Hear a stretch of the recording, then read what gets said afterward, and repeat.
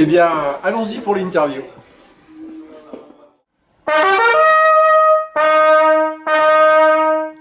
Okay. J'ai commencé à Neuville-sur-Saône, dans la petite école de musique, à l'époque de Neuville-sur-Saône. Mon premier professeur s'appelait Gérard Tolombert, c'était celui aussi qui dirigeait l'harmonie de Neuville. Je l'ai connu donc à la fois en tant que professeur de trompette, professeur de solfège, chef de l'orchestre junior et chef de l'harmonie de Neuville. Donc ça a été vraiment mon premier contact avec la musique. Ensuite, très rapidement, j'ai intégré le CNR à l'époque de Lyon, dans la classe de Claude Corbin. Et puis, je suis allé ensuite dans la classe de Guy Touvron, chez qui je suis resté très longtemps, pendant 6 ou 7 ans. Guy, avec lequel j'ai passé ma médaille d'or de trompette. Ensuite, j'ai fait diverses expériences. J'ai eu l'occasion de jouer pendant 3 ans à l'orchestre des prix du Conservatoire national supérieur de Paris, puis de faire un orchestre qui malheureusement n'existe plus aujourd'hui, qui s'appelait l'Orchestre Symphonique Européen, qui était basé sur Paris aussi. J'ai eu l'occasion de travailler avec divers professeurs. Par exemple, Richard Giangiulio, qui était aussi un élève de Maurice André, qui était un ami de Guy Touvron, qui était à Dallas. J'ai eu la chance de pouvoir aller pendant un mois entier à Dallas, en stage vraiment de musique, d'orchestre et de trompette, au sein de la SMU, la Southern University, Methodist University.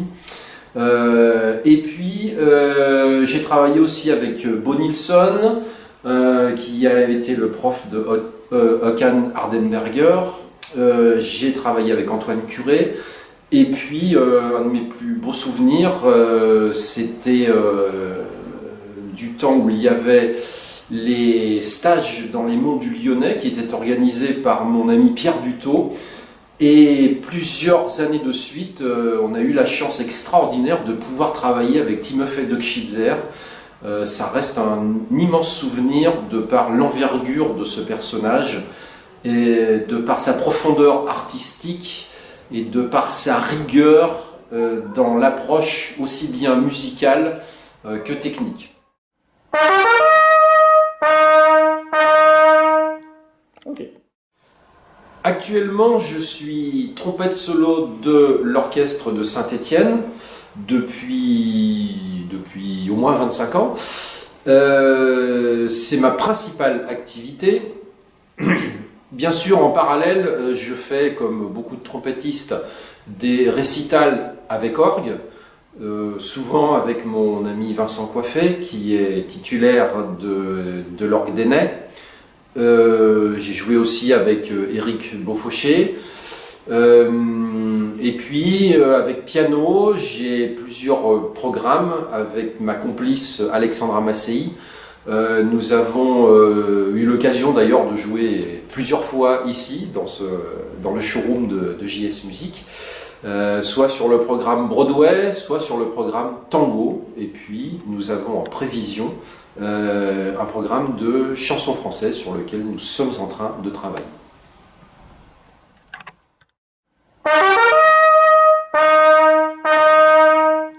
Okay. Nous avons donc également en projet, toujours avec Alexandra, un programme sur les chansons françaises, sur lequel nous sommes en train de travailler, en piochant dans un répertoire très vaste. Voilà, Aznavour, Trenet, Brel, mais aussi des auteurs, compositeurs, interprètes plus récents.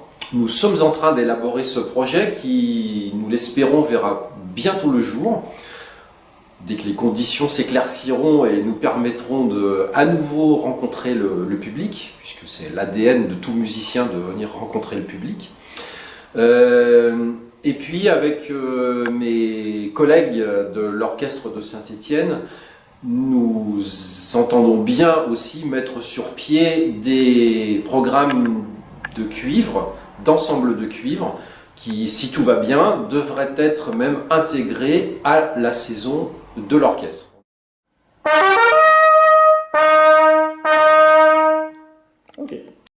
Séquence matos. Alors, qu'est-ce que j'ai comme matériel? Eh bien, sur ma trompette en ut, j'ai une trompette Bach sur laquelle j'ai fait changer la branche d'embouchure et la potence. Il s'agit d'un modèle artisan verni qui possède une magnifique patte sonore, c'est Bach. Dans la trompette, au niveau de la trompette piccolo et de ma trompette en mi bémol, j'ai des Stomvie qui sont également un matériel très remarquable, qui ont pris à mon sens le relais peut-être des Selmer notamment pour les trompettes piccolo. Au niveau du bugle, eh bien, j'ai un bon vieux Courtois qui me rend tout à fait heureux et d'infini service. Alors ça n'est certes pas le modèle à 4 pistons de Sergueï Nakyariakov par exemple, c'est un bugle tout à fait classique à 4 pistons mais qui a un son tout à fait magnifique. Mon cornet est un BS qui est un excellent instrument avec un vrai son de cornet à piston, ce qui n'est pas si courant aujourd'hui, et en plus qui possède l'avantage de pouvoir être mis en La ou en Si bémol, ce qui rend des services absolument inestimables en orchestre. J'ai aussi une trompette naturelle de facture tout à fait originale, il s'agit de Fraise, qui est un manufacturier qui fait ça depuis quelques années. Et puis en ce qui concerne donc ma trompette en Si bémol que j'ai ici, eh bien c'est ma toute nouvelle acquisition. Il s'agit de la Schilk soloiste. Je suis en train de l'apprivoiser, je l'ai depuis très peu de temps, mais je suis a priori très content de cette trompette sur laquelle je commence à trouver le son, la patte sonore, et ce sont vraiment de magnifiques instruments avec la qualité Schilk. Voilà.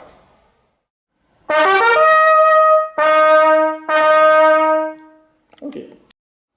Il y a deux maîtres mots pour moi, c'est la rigueur dans le travail, la régularité dans le travail.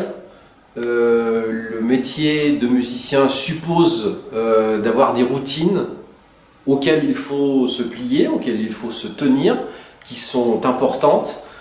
Les pianistes font beaucoup de gammes, d'arpèges, c'est pareil pour nous.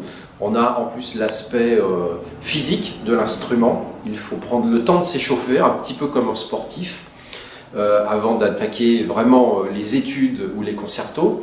Et puis l'autre grande notion qui est commune à n'importe quel musicien, n'importe quel artiste, à n'importe quel instrument, c'est évidemment la notion de plaisir, parce que c'est par cette notion-là que passe le contact et le message que l'on va transmettre à ceux qui nous écoutent et à ceux qui viennent nous voir. Okay. J'ai le souvenir d'un concert des tableaux d'une exposition à Saint-Étienne, dans lequel, heureusement ça n'était pas dans l'introduction où il y a la trompette sol, mais dans le numéro juste après, nous avons une paire de cymbales de concert qui est tombée en plein concert avec un fracas absolument mémorable.